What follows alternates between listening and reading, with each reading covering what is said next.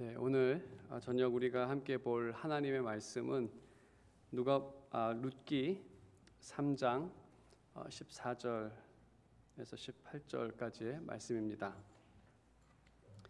룻기 3장 14절에서 18절까지의 말씀을 제가 봉독하도록 하겠습니다. 룻기 3장 14절에서 18절에 기록된 하나님의 말씀입니다. 룻이 새벽까지 그의 발치에 누웠다가 사람이 서로 알아보기 어려울 때에 일어났으니 보아스가 말하기를 여인이 타작마당에 들어온 것을 사람이 알지 못하여야 할 것이라 하였음이라.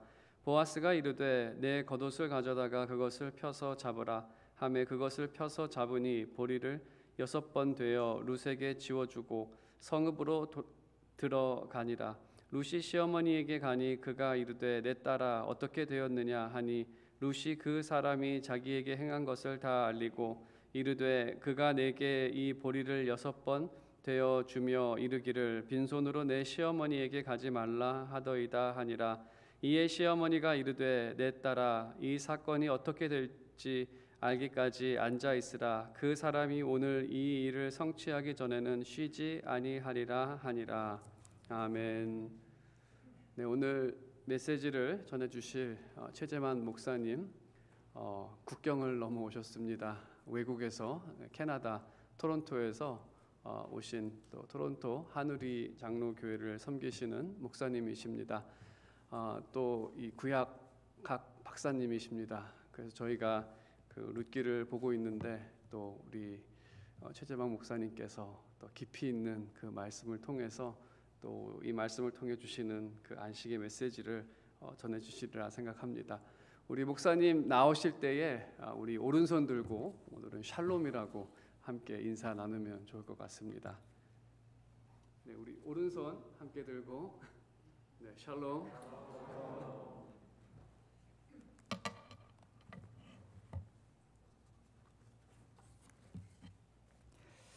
예, 우선 귀한 자리에 초대해 주신 우리 당회와 우리 목사님께 감사를 드리고요. 특별히 이 집회를 통해서 이민생활 쉽지 않은 삶의 환경이지만 안식을 누리고 또 안식을 맛보는 귀한 시간이 되었으면 좋겠습니다. 조금 전에 소개받은 것처럼 캐나다에서 왔습니다.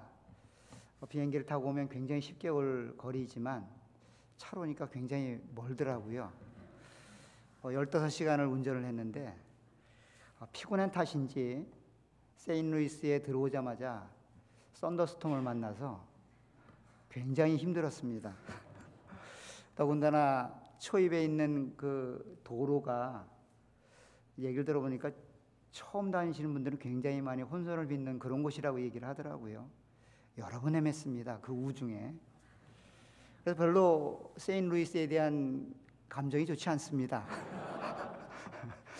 그런데 어제 우리 또 강주영 목사님이 말씀을 전해주시고 또 여러분들을 만나니까 그 모든 마음들이 싹 녹았어요. 역시 하나님 믿는 공동체가 왜 필요한지, 힘들고 어려운 인생 속에서 하나님 믿는 공동체가 있는 위로와 유익이 있다라고 하는 것들을 함께 느끼는 시간이었습니다. 그래서 지금은 사랑하게 되었습니다. 아무튼 초대해 주셔서 감사를 드리고 제가 기도하고 하나님 말씀 함께 나누도록 하겠습니다. 좋으신 아버지 하나님, 하나님의 은혜와 사랑을 감사합니다. 알 수 없는 미지의 시간들을 하나님 허락하신 은혜를 따라 한 걸음씩 한 걸음씩 내딛고 있습니다.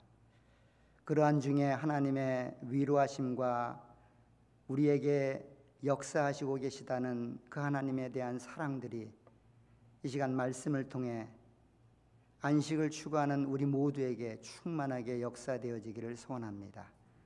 성령 하나님께서 각자에게 은혜를 베풀어 주시고 듣는 귀와 마음들을 열어주셔서 하나님을 만나는 경험들을 하게 하시고 마음속에 답답하고 풀리지 않는 인생의 어려움들이 하나님 말씀을 통해 답을 얻고 쉼을 얻으며 안식을 경험하는 귀하고 복된 시간 되게 인도해 주옵소서. 예수님의 이름으로 기도합니다. 아멘. 안식은 모든 자들의 로망이지요. 교회를 다니는 성도들에게도 안식을 꿈꾸게 되고 세상에 속한 사람들도 안식을 소망하게 됩니다. 그 안식의 종류가 다르지만 여전히 안식을 꿈꾸게 됩니다. 돈을 많이 번 부자들도 또 평범하고 평균 이하의 좀 어려운 삶을 살고 있는 분들에게도 안식은 바람이고 소망입니다.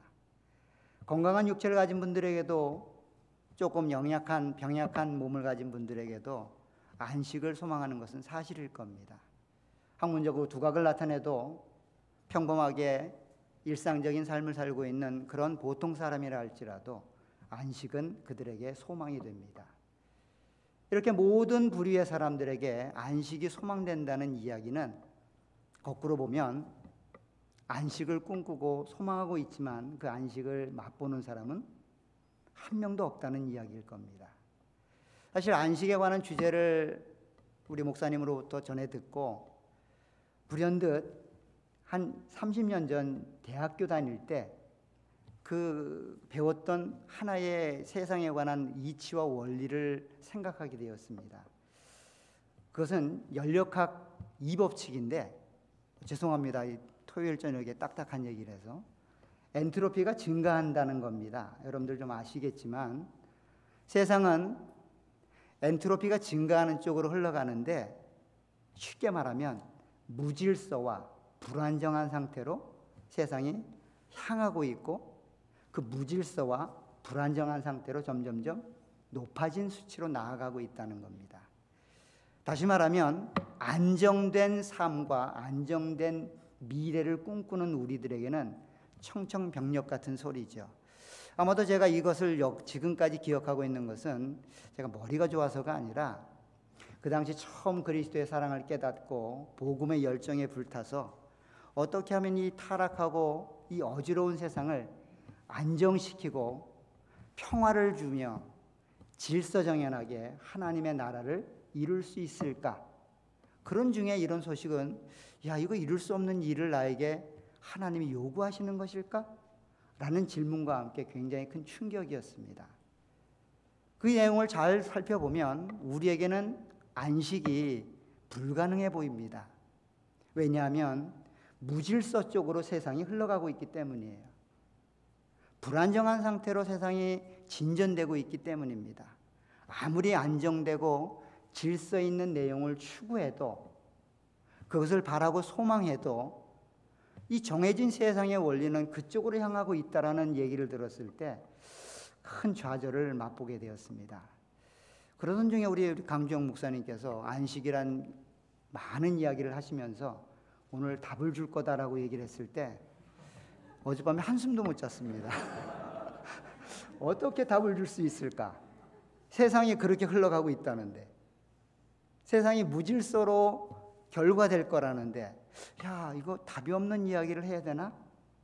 라고 하는 그런 안타까움과 마음의 답답함이 있었지만, 하나님께서 또 은혜를 주시면 또 나름대로의 하나님의 방법과 하나님의 은혜를 나누실 수 있으리라 생각되어집니다.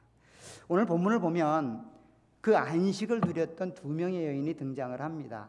우리가 잘 아는 나오미와 룻입니다. 이 안식과 쉼을 얻었던 그 두 여인은 도대체 무엇을 통해 안식과 쉼을 얻었기에 성경이 그들을 기록하고 있는지를 한번 살펴보면 우리에게도 하나님의 안식을 얻을 수 있는 방법, 그 길들을 찾을 수 있지 않을까 생각해서 오늘 본문을 함께 나누겠습니다. 특별히 안식을 위해 일하시는 하나님에 대해서 함께 나누므로 우리의 인생 가운데 깊이 개입하셔서 우리 개개인의 상황을 너무나 잘 아시는 하나님이 각자가 필요한 그 안식과 쉼, 평안으로 역사해 가시는 하나님에 대해서 함께 보도록 하겠습니다. 사실 오늘 본문은 룻기를 이해하는데 굉장히 중요합니다.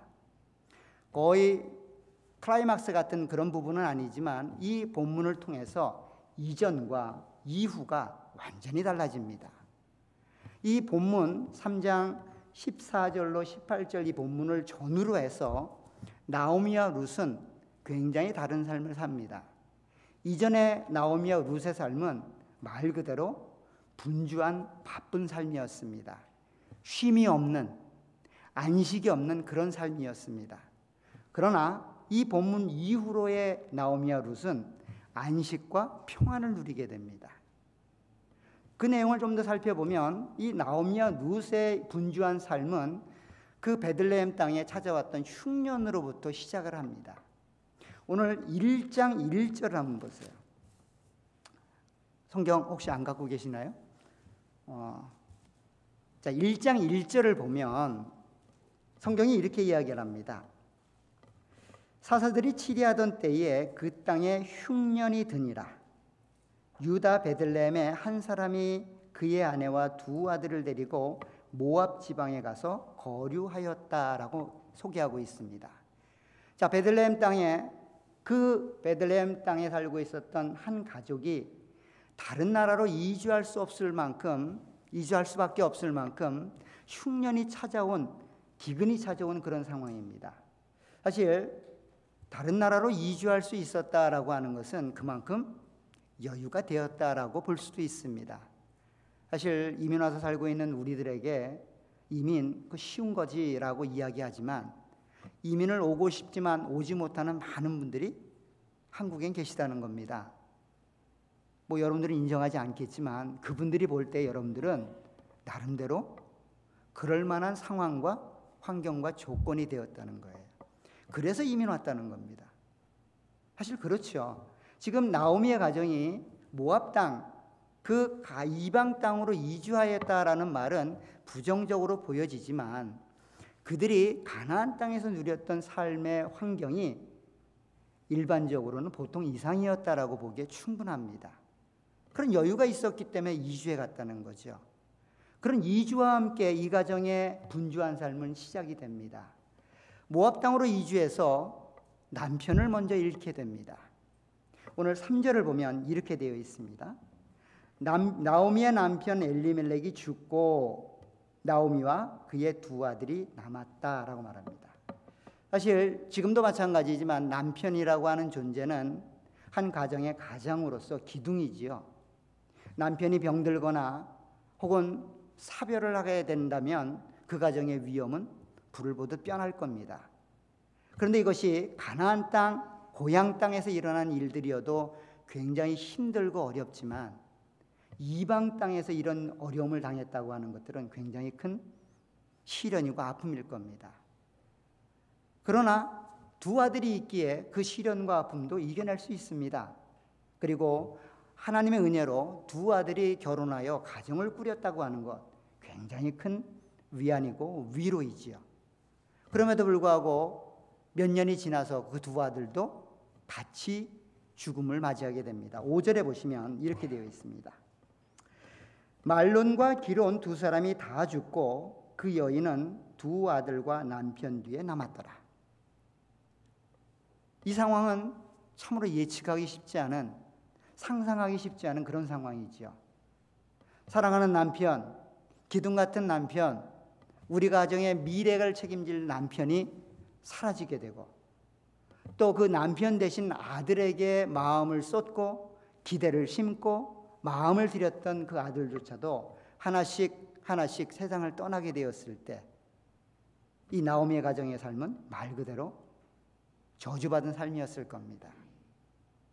이 난관을 헤쳐나가기 위해서 나오미는 자기가 할 수 있는 모든 방법, 모든 상황과 환경들을 이용했을 겁니다. 예를 들어서 이민 와서 살고 있는데 사업이 망하고 몸은 병들고 기대했던 자녀들은 원하는 대로 되지 않고 모든 게 막힌 것처럼 첩첩산중인 삶을 살고 있는 그런 상황이라면 아마도 우리의 삶은 저주받은 삶이었다라고 말할 수 있을 겁니다. 이런 힘든 삶에 대해서 나오미는 자신이 살았던 모압에서의 삶, 그 삶을 21절에 가면 이렇게 한마디로 평가합니다. 1장 21절에 가면 내가 풍족하게 나갔더니 여호와께서 내게 비어 돌아오게 하셨느니라. 여호와께서 나를 징벌하셨고 전능자가 나를 괴롭게 하셨거늘 너희가 어찌 나를 나오미라 부르느냐. 자기의 삶이 마라, 쓴 물 같은 그 어디에도 기쁨과 감사와 감격을 노래할 수 없는 그런 삶의 연속이었다는 겁니다. 이 삶을 나오미는 살았습니다. 그리고 두 며느리였던 그 며느리 모압 여인의 며느리들도 이 삶에 동참을 했고 우리가 잘 아는 룻도 그 삶에 동참을 하고 있다는 것들을 알게 됩니다. 하나님이 모든 것들을 빼앗아 간 삶, 그 삶의 주체는 나오미와 룻이었습니다. 하나님이 그들을 들썩여서 모압 땅으로 이주하라고 이야기하지 않았어요. 남편이 죽었을 때 아들을 믿고 살아가라고 하나님이 이야기하지 않았습니다. 모압 여인을 아내로 맞이하고 그렇게 가정을 꾸려갔을 때에도 잘했다라고 하나님이 칭찬하지 않았습니다. 모든 내용은 나오미와 그 가정이 결정하여 행한 일들입니다. 그리고 그들은 그 땅에서 더 이상 생명을 연명할 수 없는 상황에 놓였다고 하는 것을 알고 고향 땅으로 돌아오기를 생각합니다. 고향 땅으로 돌아왔던 이들의 삶은 어땠을까요? 여전히 분주하고 바쁜 삶입니다. 오늘 2장 2절에 가면 이렇게 표현합니다. 모압 여인 룻이 나오미에게 이르되 원하건대 내가 밭으로 가서 내가 누구에게 은혜를 입으면 그를 따라서 이삭을 줍겠나이다 하니 나오미가 그에게 이르되 내 따라 갈지어다. 사실 이삭 줍게 하면 저도 어릴 적에 많이 해보았는데 굉장히 풍요로운 모습처럼 보이죠. 이삭도 줍고 뭐 여러 가지 들판에서 노는 모습이 굉장히 아름다운 모습처럼 보이지만 사실 여기 마리조와 이삭 줍기이지 이 이삭 줍기는 생명을 위한 투쟁입니다. 요즘 말로 하면 한 끼 먹을 양식을 구하기 위해 맥도날드나 버거킹 앞에서 감자튀김 조각, 햄버거 조각을 찾는 그런 노숙자와 방불한 삶입니다. 그 이삭 줍기를 하고 있는 거예요. 근데 아이러니하게도 하나님의 은혜를 생각하여 하나님이 그 하나님의 백성들에게 은혜를 베풀었다는 이유와 소문을 듣고 그렇게 가나안 땅에 들어온 이 가정, 나오미에게는 그것이 고향 땅으로 돌아오는 그런 기쁨의 순간이 될 수는 있을지 몰라도 적어도 룻에게는 새로운 이방 땅으로 그렇게 이민을 가는 상황이었고 그것이 단순한 이민이 아니라 하나님의 백성으로 편입되어 하나님의 백성으로 인정받기를 원하여 믿음과 신앙의 결단과 함께 들어온 가나안 땅입니다. 그런데 그곳에서 그들이 경험하는 삶은 열심히 살지 않으면 굶어 죽을 그런 삶을 경험하게 됩니다. 사실 이런 모습은 우리가 많이 경험하죠. 이민 와서 살다 보면 너무 힘들고 어렵죠. 때로는 예상치 못한 많은 일들로 마음고생하고 어디다 마음 둘 곳 없어서 힘든 삶을 살아갑니다. 그런 중에 교회를 만나고 공동체 안에서 사랑을 받지만 여전히 이 이민 상황들을 내가 감당해야 되는 그런 삶은 여전히 존재한다는 겁니다. 그럴 때 우리는 어떻게 해야 될까요? 마치 나오미와 룻이 가나안 땅에서 경험했던 그 안식을 누리지 못하는 삶, 그 삶이 반복적으로 나타나고 있고 오히려 모압 땅에서보다 더 힘든 인생 바닥, 사회에서 가장 밑바닥 같은 인생을 살고 있는 그 모습을 볼 때에 하나님을 믿고 하나님께 소망을 두고 하나님을 향한 믿음의 결단과 신앙 고백과 함께 이곳을 찾아 나선 그들에 대한 하나님의 일하심은 도대체 어디에 있을까? 이런 의구심이 들 정도로 지금 나오미와 룻은 안정되지 않은 그런 삶을 살아갑니다. 그런데 특이한 것은 오늘 본문의 이후로 등장했던 이 4장에 등장하는 나오미와 룻의 모습은 전혀 180도의 모습입니다. 그 어디에도 주체적으로 일을 하지 않습니다. 그 어디에도 마음의 두려움을 갖고 전전긍긍하며 이 일이 이루어질까? 이 일이 이루어지지 않으면 어떻게 할까? 불안에 떨지 않습니다. 그럼에도 불구하고 남편을 맞이하고 그 가정의 이름을 이을 손자를 보고 아들을 얻게 되는 그런 이야기로 본문이 진행되고 있다는 겁니다. 어쩌면 우리가 꿈꾸고 있는 그 안식, 우리가 소망하고 있는 그 평안과 안식의 삶이 오늘 본문을 통해서 우리가 확인할 수 있다라고 생각이 되어집니다. 이 3장 14절로 18절의 말씀이 도대체 어떤 말씀이기에 나오미와 룻은 그런 안식적인 평안한 삶을 맛볼 수 있었을까요? 궁금해지시죠? 예, 그리스도의 정상입니다. 자, 우리가 이 본문을 통해서 하나님이 어떻게 그들에게 적어도 15년, 20년간 쉬지 않고 그들의 삶에 발목을 잡고 있었던 삶의 문제들을 해결해 주셨는지, 그 내용을 통해 여러분들 개개인이 갖고 있는 삶의 문제들, 여러분들의 신앙의 문제들, 가정의 문제들, 개인적인 문제들이 노임받고 풀려지는 그런 시간이 되었으면 좋겠습니다. 오늘 본문을 보면 14절에 이런 말로 시작을 합니다. 룻이 새벽까지 그 발치에 누웠다가 사람이 서로 알아보기 어려울 때에 일어났으니 라고 이야기를 합니다.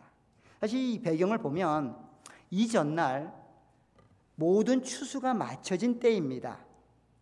그 근동지방의 그 관례를 보면 추수가 마쳐지면 잔치를 벌이게 되어 있어요.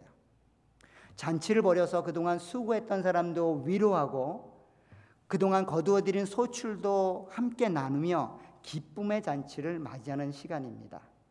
사실 지난 날은 이 보아스에게는 굉장히 기쁜 날이었습니다. 추수가 끝났기 때문이기도 하지만 그 추수가 풍년으로 끝났기 때문입니다. 사실 지난 10여 년간 한 번도 이 풍년을 맛보지 못했어요. 농사는 지었지만 근근히 먹고 살 정도였지 풍년이 되어 기쁨을 나눌 만한 그런 자리는 못 됐습니다. 그럼에도 불구하고 하나님이 그들에게 은혜를 베풀어 그들이 꿈꾸던 풍년, 그들이 꿈꾸던 소출을 거두어드리게 된 겁니다. 주인인 보아스 입장에서는 잠 못 자지요. 그렇죠? 제가 캐나다에 있을 때 보면 어떤 분이 그런 고백을 하더라고요. 한 10여 년 전에는 주일날 저녁엔 잠을 못 잤답니다. 왜 그러세요? 그러니까 뭐 불면증이 있으셨습니까? 그러니까 컨비니언스를 했는데 너무 돈이 많아서 돈 세느냐고 밤을 새웠대요. 안 놀라시네요? 여러분들도 경험하셨습니까? 경험해 보셨어요? 뭐 지금이야 컨비니언스가 대형 마켓에 의해서 많이 축소가 됐지만 그래서 그렇게 검은 봉지에 있는 돈을 세면서 그거를 뭐 죄송한 얘기지만 텍스 안 맞기 위해 다시 검은 봉지에 담아 뒷뜰에 묻는 이런 일들도 했다고 이야기를 하더라고요. 아마도 보아스도 같은 심정일 겁니다. 그렇게 꿈꾸던 소출이 다 이루어진 거예요. 기다리고 기다렸던 하나님의 은혜가 풍년으로 맞이하게 된 겁니다. 잠 못 자지요. 기쁨의 잔치와 그 들뜬 마음을 추스릴 수 없었을 겁니다. 근데 그것만이 보아스의 잠을 못 이루게 했던 이유는 아닙니다. 그 밤에 젊은 여인인 룻이 자기 발치에 있는 겁니다. 그리고 그 여인이 자기에게 자기의 보호와 날개와 상을 주는 분이 되어달라고 요청하는 겁니다. 이렇게 되었을 때 이 보아스는 잠 못 이루죠. 이런 내용은 오늘 본문을 통해서 알 수 있습니다. 자, 2장 14절에 가면 보아스는 룻을 바라볼 때 그 여인을 이렇게 바라봅니다. 2장 14절에 보면 이렇게 되어 있습니다. 죄송합니다. 2장 12절입니다. 12절에 보면 여호와께서 내가 행한 일을 보답하시기를 원하며 이스라엘의 하나님 여호와께서 그의 날개 아래에 보호를 받으러 온 내게 온전한 상 주시기를 원하노라. 자, 보아스가 룻을 바라볼 때 룻은 시어머니를 섬기고 시어머니와 함께 이방 땅이라고 여겨지는 가나안 땅 베들레헴에 도착을 했는데 그 모습을 보아스의 눈에는 하나님의 상을 기대하고 소망하며 그 날개 아래 보호를 받으러 온 이방 여인처럼 보였다는 거예요. 그래서 그렇게 이방 여인이었던 룻을 이야기합니다. 그리고 이 내용은 3장 9절에 가면 이제 룻의 입술을 통하여 보아스에게 그대로 전달이 됩니다.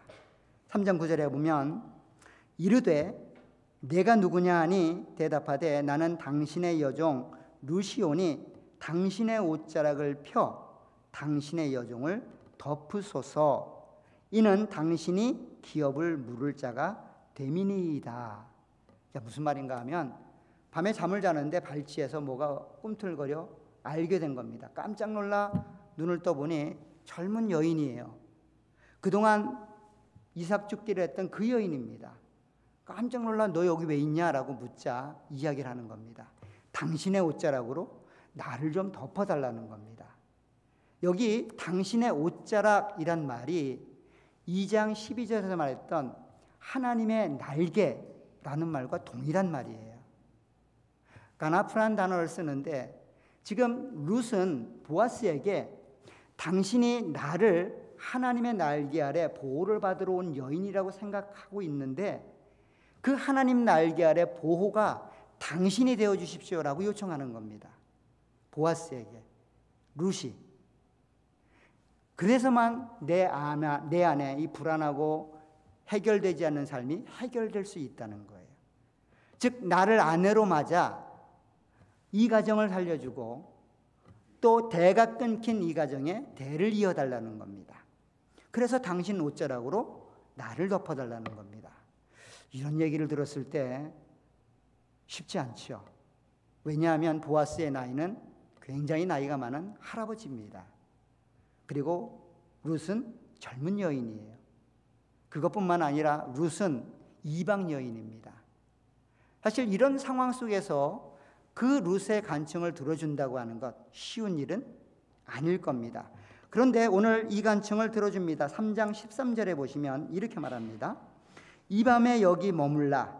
아침에 그가 기업 물을 자의 책임을 내게 이행하려 하면 좋으니 그가 그 기업 물을 자의 책임을 행할 것이니라. 만일 그가 기업 물을 자의 책임을 내게 이행하기를 기뻐하지 아니하면 여호와께서 살아계심을 두고 맹세하노니 내가 기업 물을 자의 책임을 내게 이행하리라. 아침까지 누워 있을지니라. 자, 보아스가 확답을 주는 겁니다. 무슨 확답입니까? 내가 해결해 주겠다는 겁니다. 다른 말로 하면 네가 요청했던 하나님의 날개, 하나님의 보호, 하나님의 상을 내가 너에게 허락해 주겠다는 겁니다. 내가 바로 그 하나님의 날개가 되어주고 내가 바로 하나님의 보호가 되어주고 내가 바로 하나님의 상이 되어주겠다라고 약속해 주는 겁니다. 룻에게는 굉장히 안정될 수 있는 그런 상황이지요. 근데 이 말을 한 보아스에게는 걱정이 태산입니다. 왜 그럴까요?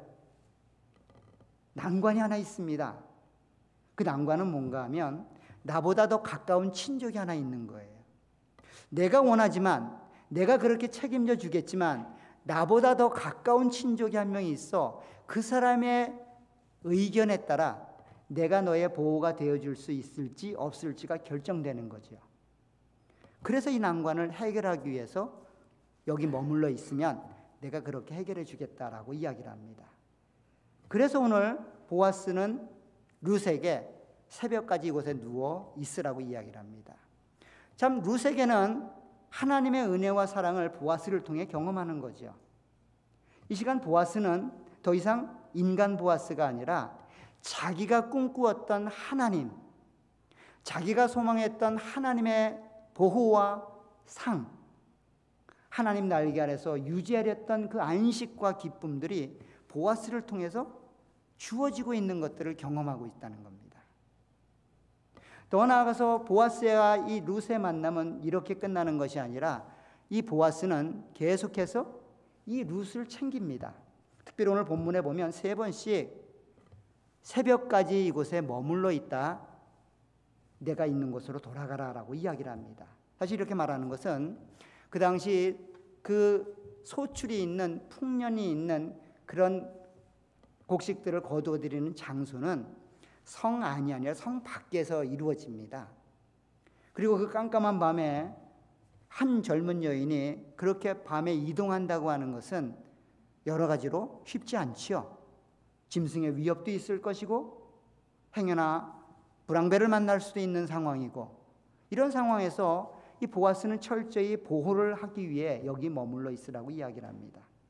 더 나아가서 아마 이 여인이 그 새벽에, 그 깜깜한 밤에 보아스의 잠자리에서 나왔다라고 하는 소식을 누군가가 보거나 누군가가 알려지게 된다면 그 베들레헴에서 더 이상 살 수 없는 삶의 환경이 되겠지요.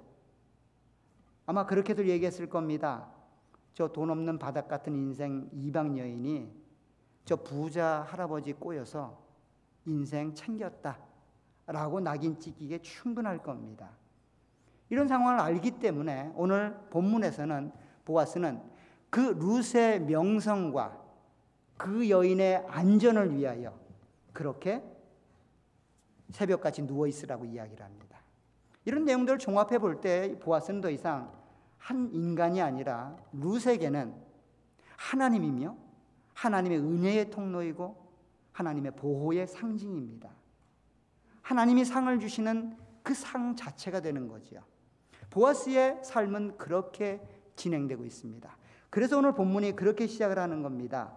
14절에 보면 룻이 새벽까지 그의 발치에 누웠다가 사람이 서로 알아보기 어려울 때에 일어났으니 보아스가 말하기를 여인이 타작마당에 들어온 것을 사람이 알지 못하여야 할 것이라 하였습니다. 룻이라고 하는 한 여인의 명성과 보호를 위해서 보아스는 자기가 할 수 있는 모든 배려를 다하고 있습니다. 더 나아가서 이 보아스에게도 어려움이 없었던 것은 아닙니다. 이 여인을 아내로 맞아들인다고 하는 것은 그냥 나이 많은 어떤 사람이 젊은 처자를 얻는 그런 이야기가 아니라 이 룻이라고 하는 여인은 그 베들레헴 사회에서는 바닥 같은 인생을 사는 사람입니다. 최하층민 중에 하층민이지요. 왜냐하면 이방 여인이기 때문이에요. 남편이 없고 과부가 된, 자녀가 없이 홀로 남겨진 이방 여인으로 자리하고 있기 때문이죠. 그 여인이 그 베들레헴의 가장 밑바닥 인생을 사는 겁니다. 보아스는 가장 상위층의 사람이에요. 모든 인격과 덕망이 갖추어진 그런 사람이었다는 거죠. 그런 사람이 정말 인생의 바닥 같은 여인을 아내로 맞이하게 된다면 자기에게 유익이 없지요. 오히려 손해만 있을 겁니다. 그럼에도 불구하고 이 보아스가 이 여인을 향한 사랑, 여인을 향한 모습들은 그가 보였던 하나님을 향한 사랑과 동일한 모습이고, 넘볼 수 없는 대상인 그 보아스를 향해서 룻이 이렇게 담대하게 하나님의 은혜와 사랑을 구할 수 있었던 것 역시 하나님의 은혜였다는 거예요. 이런 표현을 사실 동일한 말로 설명을 합니다. 2장 1절에 가면 보아스를 성경은 유력한 자라고 설명을 합니다. 2장 1절에 보면 나오미의 남편 엘리멜렉 친족으로 유력한 자가 있으니 그의 이름은 보아스더라 라고 말합니다. 여기 유력한 자라는 이름과 3장 11절에 가면 룻에 대한 표현을 현숙한 여인이라고 이야기를 하는데 이렇게 말합니다. 그리고 이제 내 딸아 두려워하지 말라. 내가 내 말대로 내게 다 행하리라. 내가 현숙한 여자인 줄을 나의 성읍 백성이 다 아느니라. 여기 유력한 자라고 표현되고 있는 보아스의 모습이나 현숙한 여인으로 룻을 표현하는 이 모습이 동일한 단어예요. 하나는 남자를 향해 표현했기 때문에 유력하다라고 설명하고 있고, 하나는 여자를 향해 쓰고 있기 때문에 현숙하다라는 단어를 쓰고 있지만 하일이라는 단어로 다 표현이 돼요. 무슨 말인가 하면 하나님을 향한 소망, 하나님을 향한 믿음, 하나님을 향한 열망이 충만하고 강한 사람들, 신앙과 믿음을 지키기 위해서 난관들을 뚫고 나갈 만한 그런 강한 믿음을 소유한 자들, 그런 자들을 향해 쓰는 말이 하일이란 단어인데 보아스도 그러했고 룻도 그러했다는 거예요. 사실 이 상황을 보면 그럴듯하지요. 상황적인 환경과 난관이 너무 많습니다. 넘볼 수 없는 대상들이 만나 사랑을 하고 결혼을 하는 거예요. 만날 수 없는 계층 간의 갭이 너무 심합니다. 하나는 히브리인이고 하나는 이방 여인입니다. 하나는 부자이고 하나는 가장 가난한 여인입니다. 하나는 모든 것을 갖추고 있는 그런 덕망받는, 존경받는 인물이지만 한 여인은 그 사회에서 인정되지 않는 가장 밑바닥의 인생입니다. 두 계층이 만날 수 있었던 거예요. 그렇게 그들이 자신들의 상황과 환경을 이겨낼 수 있었던 것은 그들 안에 있었던 하나님을 향한 사랑과 열망, 믿음, 신앙이 그렇게 그들을 만들어 주었다는 겁니다. 결국 이런 모습을 통하여 오늘 룻이라고 하는 여인은 자신에게 주어진 그 삶의 자리에 하나님의 은혜와 복, 평안과 안식, 이 내용을 얻을 수 있도록 보아스에게 달려갔고 그 보아스를 통하여 그것을 확인하고 지금 이 내용이 전개되고 있는 겁니다. 자, 그럼에도 불구하고 이 내용이 단순히 룻에게만 국한된 이야기일까요? 아닙니다. 룻의 시어머니였던 나오미도 동일한 은혜를 받고 있어요. 자, 그래서 오늘 본문을 보시게 되면 15절에 보면 이렇게 말을 합니다. 보아스가 이르되 내 겉옷을 가져다가 그것을 펴서 잡으라 하매 그것을 펴서 잡으니 보리를 6번 대어 룻에게 지워주고 성읍으로 들어갔다라고 말을 합니다. 자, 보리를 6번 대어서 그 여인에게 짊어지어 성으로 들어가게 했다라고 이야기하는데 그 6번 대어준 양이 얼마인지는 알 수 없습니다. 그럼에도 불구하고 한동안 두 여인이 생명을 연명하기에는 충분한 양이었죠. 그 양을 보아스는 룻을 통해 나오미의 가정에 전달하고 있습니다. 사실 이 양식을 그렇게 룻에게 전해준 것은 두 번째 일입니다. 벌써 우리가 2장 14절을 가보면 이전에도 보아스가 룻에게 양식을 주었던 일들을 기억할 수 있습니다. 2장 14절에 가면 이렇게 되어 있습니다. 식사할 때에 보아스가 룻에게 이르되 이리로 와서 떡을 먹으며 내 떡 조각을 초에 찍으라 하므로 룻이 곡식 빼는 자 곁에 앉으니 그가 볶은 곡식을 주매 룻이 배불리 먹고 남았더라. 자, 한 이방 여인이 곡식을 줍는 일에 분주하고 시장기가 돌자 식사 때가 되어 그렇게 자리를 마련했을 때 보아스는 룻을 초청합니다. 초청해서 함께 식사하도록 자리를 배설합니다. 사실 이것이 우리에게는 너무 익숙한 일이고 한국적인 상황에서는 너무 친근한 모습입니다. 그런데 여기 보면 보아스가 룻을 서브합니다. 식사 자리에 보아스가 음식을 챙겨 룻을 먹을 수 있도록 제공하고 있다는 거예요. 뭐 요즘은 각 가정마다 다 그런 일이 있죠. 남편이 아내에게 식사를 준비해서 제공하죠. 안식을 위해서는 그렇게 하셔야 되는데 쉽지 않은 일이죠. 요즘도. 그죠? 근데 이 당시는 더 합니다. 이게 보아스가 여인에게, 그 여인은 말 그대로 이방 여인입니다. 바닥 같은 인생을 사는 여인이에요. 스스로가 종으로 여겨달라는 그런 여인입니다. 그 여인에게 먹을 것을 제공해주고 차려주는 거예요. 파격이죠. 있을 수 없는 일처럼 일어납니다. 얼마나 많이 주었는지 먹고 남았다고 이야기합니다. 먹고 남을 만큼 은혜를 베풀어 주는 거예요. 아마 룻에게 있어서는 이 순간만큼 하나님이 자기를 사랑하고 있다는 것들을 처음 느꼈을 겁니다. 약속의 땅에 들어와서 처음 맞는 하나님의 살아계심, 아직도 나를 인정하고 계시고 나를 지키고 계시는구나 라고 하는 경험이 룻에게 주어지고 있습니다.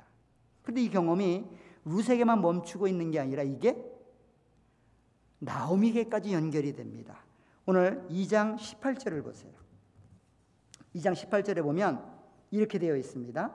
그것을 가지고 즉 곡식을 주운 것을 가지고 성읍에 들어가서 시어머니에게 그 주운 것을 보이고 그가 배불리 먹고 남긴 것을 내어 시어머니에게 드리매 시어머니가 어떻게 된 일인지 물었다라고 이야기를 합니다.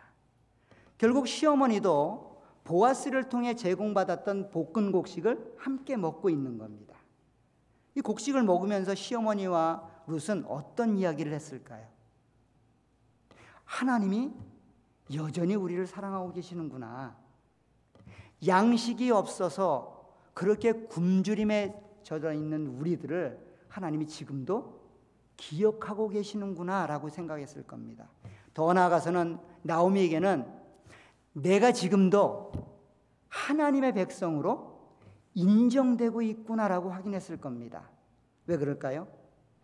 나오미는 베들레헴으로 돌아가겠다라고 결정을 내릴 때 이런 결단을 합니다. 1장 6절에 가면 그 여인이 모압 지방에서 여호와께서 자기 백성을 돌보시사 그들에게 양식을 주셨다함을 듣고 이에 두 며느리와 함께 일어나 모압 지방에서 돌아오려 했답니다.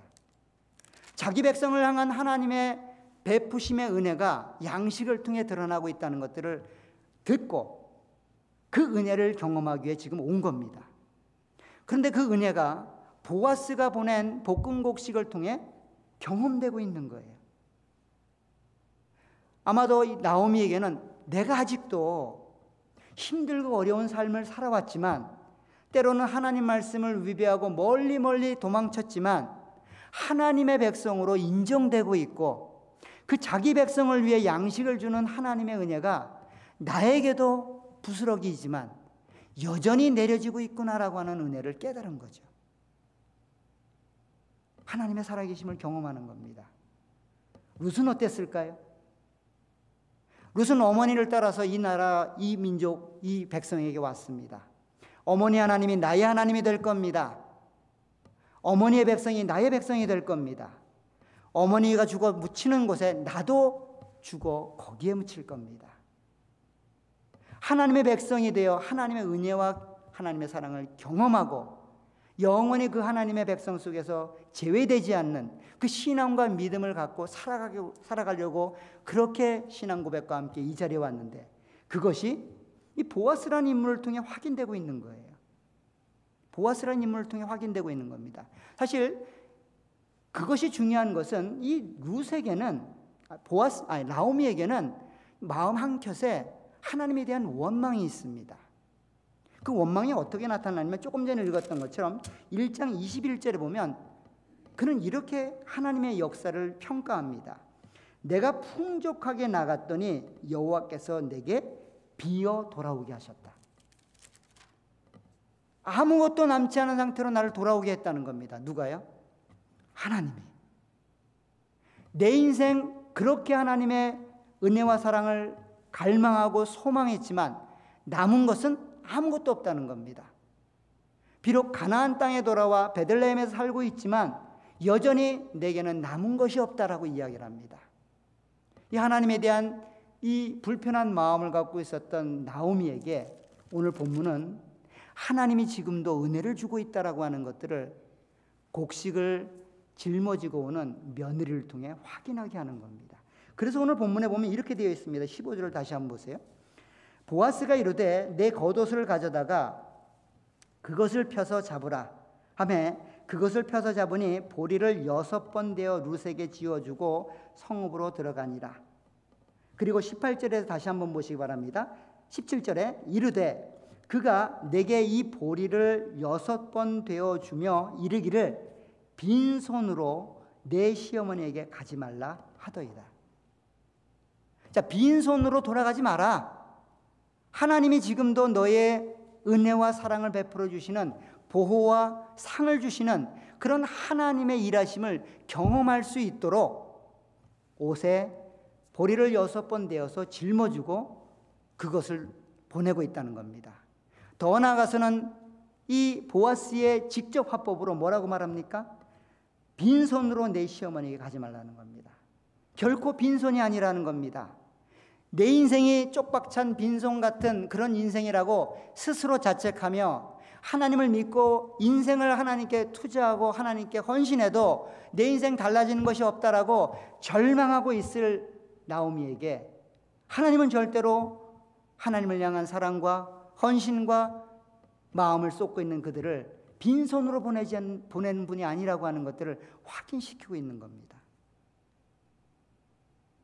지금 룻이 짊어졌던 이 보리 6번 되는 이 곡식은 단순한 곡식이 아니죠. 하나님의 은혜입니다. 하나님의 상입니다. 하나님이 지금도 보호하고 있다는 상징을 짊어지고 나오미가 있는 곳으로 가고 있다는 거예요. 이 상황을 보았을 때 나오미와 룻은 하나님의 일하심을 경험할 수밖에 없는 상황에 놓여지게 됩니다.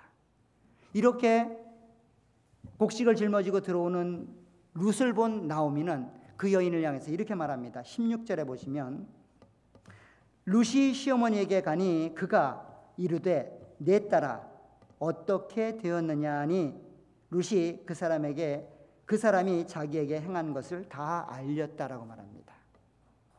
즉 여기 어떻게 되었느냐라는 이 말은 조금 더 쉽게 설명하면 너 누구냐라는 질문이에요. 다시 말하면 너 지금 내 딸 맞냐? 내 며느리 맞냐? 아니면 보아스의 아내가 되었느냐? 이 질문이에요.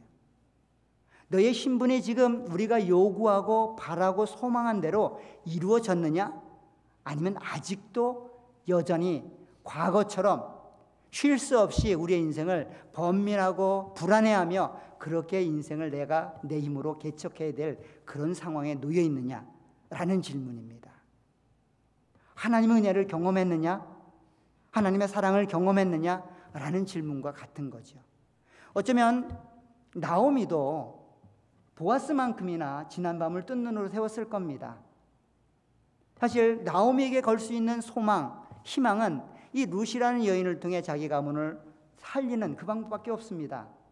그리고 그 방법은 보아스라고 하는 이 인물이 이 룻을 아내로 맞이해서 그 아내를 통하여 대를 잇고 그 가정에 무너진 기업들을 회복하는 그 방법밖에 없다는 것을 알고 있기 때문에 모든 조건과 환경이 그렇게 그 일을 가로막고 있지만 룻은 나오미와 함께 그 일을 감당하고 있다는 겁니다.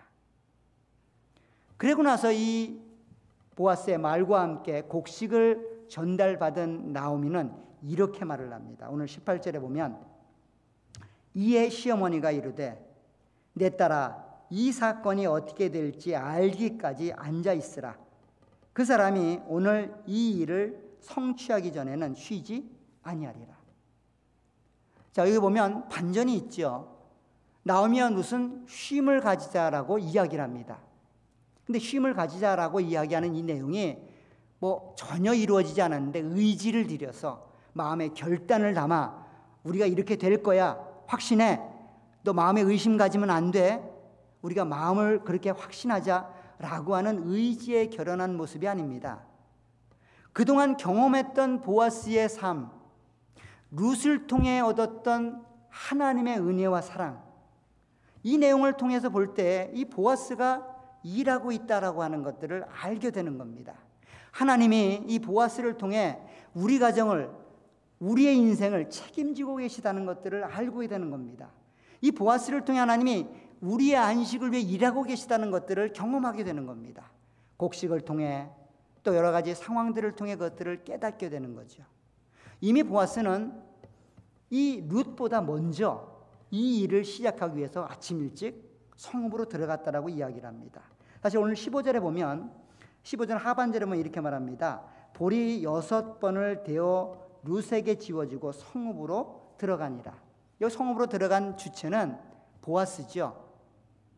룻은 아직 지난밤에 잠을 잤던 그곳에 있습니다. 근데 누가 분주하기 시작하는 겁니까? 보아스가 분주해지기 시작한 거예요. 이전엔 누가 분주했습니까?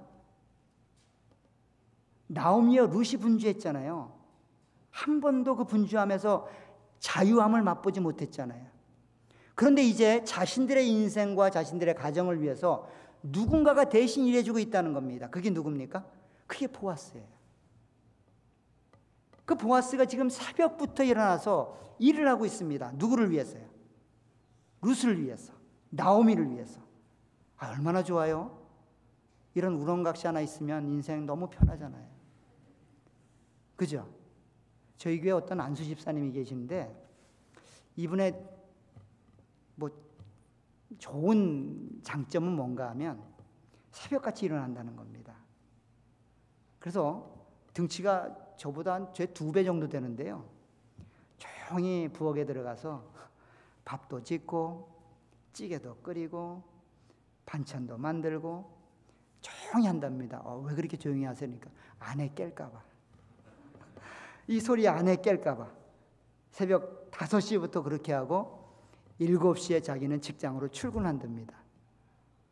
그래 아내가 이제 일어나서 차려진 상을 보고 먹고 그렇게 벌써 꽤 여러 해 동안 그렇게 했다 그래요. 우리 모든 죄송하네요. 또 이런 일이 있다 보면 또 분란이 일어날지 모르겠어요.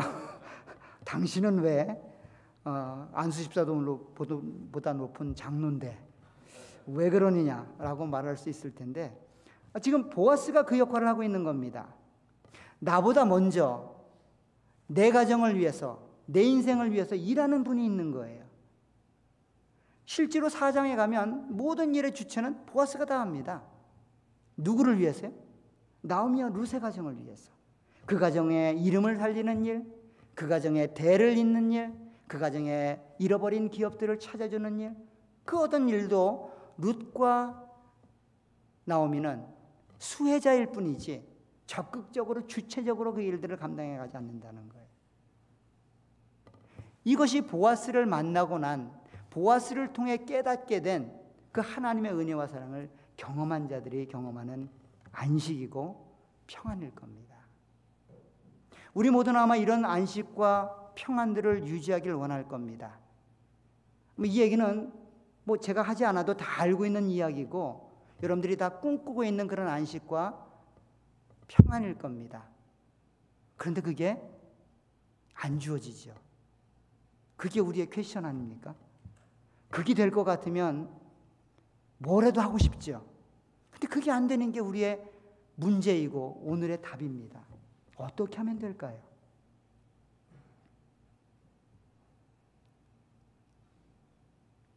그걸 알면 여기 왔겠습니까? 그죠?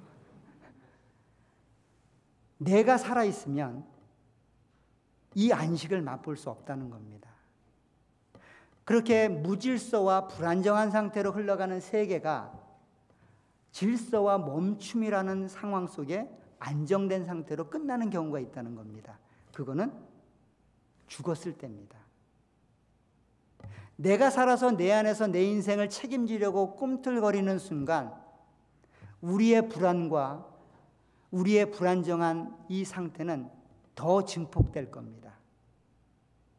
그러나 내가 죽고 그리스도가 내 안에 살기 시작하면 오늘 보아스가 자신들의 삶에 책임져주는 그런 주체자로 등장하는 순간 나오미와 룻은 쉼을 얻게 되는 겁니다. 우리의 인생 가운데 아직도 내가 살아있다면 우리의 인생은 여전히 불안전한 상태로 불안감으로 그렇게 삶을 살아가게 될 겁니다. 그러나 그것이 하나님에 의해서 하나님이 이루실 하나님이 사시는 인생이 되신다면 우리의 삶은 안식과 안정을 누리게 될 겁니다. 갈라디아서 2장 20절에 가면 이런 이야기를 사도 바울은 이렇게 설명합니다. 갈라디아서 2장 20절을 한번 보겠습니다. 너무나 잘 아는 말씀이죠. 사도 바울은 이렇게 고백합니다. 내가 그리스도와 함께 십자가에 못 박혔나니 그런즉 이제는 내가 사는 것이 아니요 오직 내 안에 그리스도께서 사시는 것이라. 이제 내가 육체 가운데 사는 것은 나를 사랑하사 나를 위하여 자기 자신을 버리신 하나님의 아들을 믿는 믿음 안에서 사는 것이라. 내가 사는 것이 아니라 나를 사랑하셔 나를 위해 죽으시고 부활하신 그분을 위해 그분이 내 안에서 살아가는 삶, 그것이 안식을 꿈꾸고 있고 쉼을 소망하고 있는 우리들에게 정확한 답이 될 겁니다. 고린도서 5장 17절에 가도 동일한 이야기를 합니다. 고린도서 5장 17절에 가면 이렇게 말합니다. 15절부터 보겠습니다. 그가 모든 사람을 대신하여 죽으심은 살아있는 자들로 하여금 다시는 그들 자신을 위하여 살지 않고 오직 그들을 대신하여 죽었다가 다시 살아나신 이를 위하여 살게 하려 함이라. 그러므로 우리가 이제부터 어떤 사람도 육신을 따라 알지 아니하노라. 비록 우리가 그리스도도 육신을 따라 알았으나 이제부터는 그같이 알지 아니하노라. 그런즉 누구든지 그리스도 안에 있으면 새로운 피조물이라. 이전 것은 지나갔으니 보라 새 것이 되었도다. 이게 여러분들의 현실입니다. 여러분들의 현실이고 여러분들이 가지고 있는 자리입니다. 여러분들은 여러분들을 위해 사는 것이 아니라 그리스도를 위해 살게끔 새롭게 빚어진 새로운 창조물이라는 거예요. 그 안에 머물러 있으면 안식을 경험하게 되고 안식을 맛보게 되고 평안한 삶을 살아갈 수 있다는 겁니다. 그러나 그 안에서도 여전히 내가 살아서 내 인생 내가 책임지고 내 미래 내가 계획하고 내가 이룰 일 내가 앞장서서 감당하겠다라고 한다면 여전히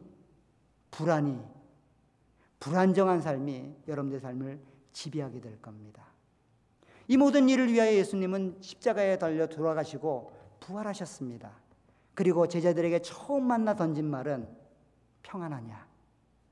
안식을 누리고 있느냐? 불안에 떨고 있느냐? 아니면 내가 이룬 이 구속사역을 경험하고 그 안에서 참된 안식을 경험하고 있느냐?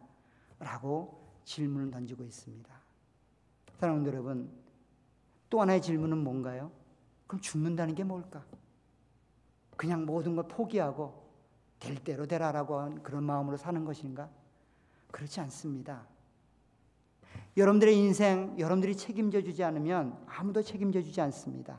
그럼에도 불구하고 누구를 위하여 그 인생을 감당하시는지, 누구를 위하여 주어진 생을 살아가고 계신지를 분명하게 구분하시길 부탁드립니다. 하나님을 위해서, 하나님이 목적이 되어 하나님의 영광이 목적이 되어 그렇게 내가 먹고 마시고 주어진 일들을 감당한다면 그 일은 안식을 누리는 방식입니다.